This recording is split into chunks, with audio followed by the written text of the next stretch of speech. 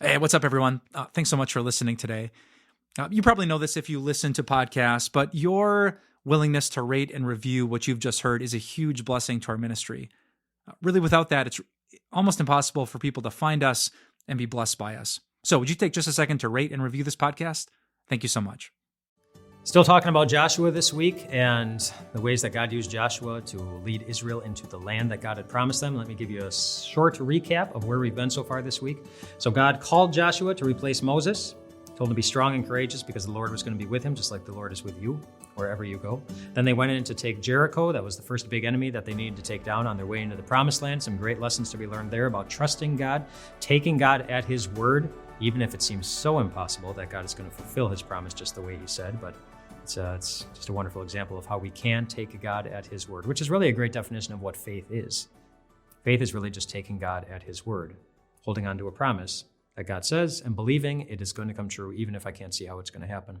So they go into Jericho, and then they go to their next enemy, which is tiny little Ai, and they are defeated because of a man named Achan who had taken things that he shouldn't have when they went into Jericho, and some very powerful lessons there on the consequences that come when we step away from God's guidance, and also of some very powerful lessons on the abundance of God's forgiveness and how much of our sin it really does cover, and it covers everything, no matter the damage that it creates. So then after the defeat at Ai, they moved on, and they decided to Joshua led the people. He said, you know what, we've all learned a very important lesson here. Let's just all out loud verbally say that we love the Lord and we trust him. And they renewed their faith in him at a mountain. And then they went on to the next enemy, which wasn't just one enemy. It was 5 enemies. So a lot of the other nations in the area had begun to hear about what the Israelites were doing to all these enemies on the way to the promised land, and they became very afraid, thinking we're never going to be able to take them down. So one king, Adoni-Zedek, that's his name, Adoni-Zedek, had the idea, what if a bunch of us rally together?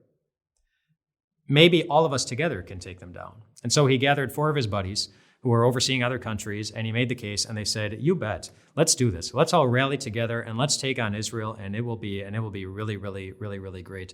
And they were even very strategic in it. They went after a new ally that the Israelites accidentally gained along the way, the Gibeonites. There's another long story there, which we won't dig into much today. But the Gibeonites eventually became woodcutters for the Israelites. Again, a lot of details there that we're not going to cover today. But the 5 kings got together, and they said, we're going to go after these Gibeonites. And we're going to see if the Israelites are really going to defend them. So they went after the Gibeonites, and the Israelites who had made a covenant with them and said, we're going to defend you no matter what. They came in, and they went in against this larger army of the Amorites. And a couple of really, really interesting things happened. Remember, God had promised that no enemy was going to be able to stand in their way. And boy, did we see that happen really powerfully in this interaction with these 5 kings and the larger army that came after them. So the Israelites advanced against them. And then it says a couple of different things happened. It says that God intervened in this particular battle in a couple of different ways, some very unique ways. And one of the ways was he sent hailstones down from the skies, and he was like picking off the enemy with these hailstones, just like that. So God was doing that. The Israelites didn't need to do anything. And then God also, the enemies had chariots that they were riding into battle with against the Israelites, and God made the wheels fall off their chariots. Just like that. So the hailstones are coming down, the wheels are falling off the chariots. And so God is fighting for Israel in some really cool ways that must have given really strong encouragement to the Israelites who are going through this, and they see this chariot coming at them, and suddenly the wheels fall off, and they can't do anything against them, or they're about to be taken down by one of these enemies, and a hailstone just takes them out, and they don't have to worry about them. But then there's something else that's interesting that happens. After we read through the account of the entire battle, it gives us some insight into something else that happened that day, and it says the sun stood still.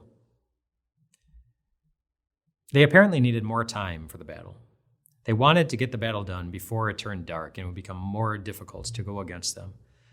And so Joshua prayed. He prayed to God, and he said, God, would you please cause the sun to stand still so it doesn't set? Stop the sun from moving. That's an unusual prayer. But God answered the prayer. And Scripture takes specific note of that, where it makes a specific point that the Lord listened to a human being. That was a bold, outrageous prayer, but it served God's people. And it was done with full respect for God and wanting everyone to see what a great God we have. And God chose to answer that prayer. And that's a strong encouragement for us in our prayers too. There are maybe things that you feel like, well, maybe I should pray about this, but you think, you know what, it's no use because nothing can happen. There's no way that this particular thing could ever happen. There's no way the money could come in. There's no way the person can get well. There's no way that this situation is going to turn out well. You know what? I wonder if Joshua had many of those same thoughts, and yet he decided to pray anyway for something really unusual, really big, and almost, well, not almost impossible, but impossible. And he prayed, and God listened. Just like he always listens to you, and he will always answer with love. One of the greatest examples of that, or the greatest proofs of that, is when Jesus himself is praying. He's in the Garden of Gethsemane, and he is praying. And what's he praying for? He's praying, dear God, I don't want to have to go through with this. I do not want to have to go to the cross.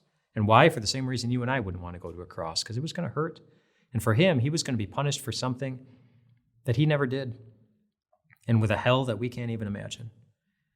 And he prayed, dear God, take this away from me. I don't want to do this. But then he ended the prayer with, but not my will, but your will, Father in heaven. And how did his Father in heaven answer that prayer? With a no. He said no to Jesus. He said no to his son.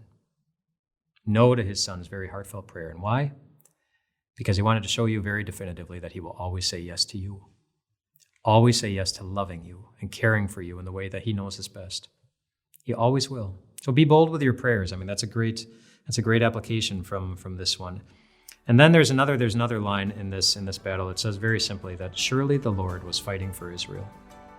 It was obvious to everyone that day. It's like, wow, something extraordinary is happening here. God is fighting for us. It was so obvious. The same is true in your life. The Lord is fighting for you today. And what's the proof? What's the day that the sun stopped shining? It says when Jesus was dying, when he was hanging on the cross in the middle of the day, something unusual happened that day too. The sun stopped shining. It didn't stay shining, it stopped. I know the sun doesn't have emotions, but if it did, maybe it was because it just felt so sad to see its creator dying right there in front of him. But the sun stopped shining. The day that Jesus died, the day that Jesus showed, he will always fight for you, no matter what it costs him.